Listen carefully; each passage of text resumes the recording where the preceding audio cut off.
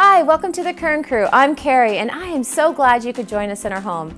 Being a mother is such a blessing, and I've been overwhelmed with 9 of those blessings, and it is awesome. It's exhilarating, but at times it's exhausting, especially when 4:30 rolls around and I have to take kids to sports, and I'm trying to get dinner started, and kids need help with homework, and the toddler's crying, and but you know, in the midst of this exhaustion, where I find such great encouragement is knowing that I'm not doing this alone.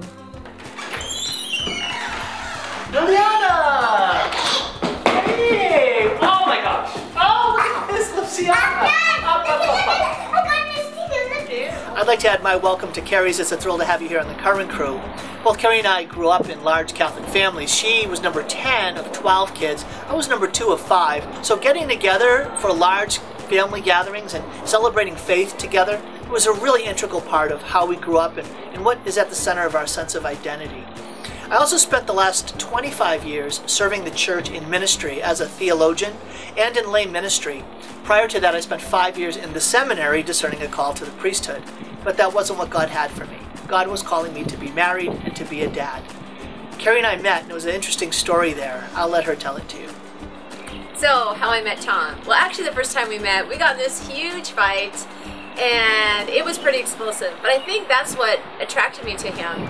It's just so amazing how God brings two people together. We were both studying back east. He was at Catholic University, and I was down at another university, and we just hit it off. Within our first week, we went on a date, and he said, I'm going to marry that girl. And sure enough, a year later, we were married.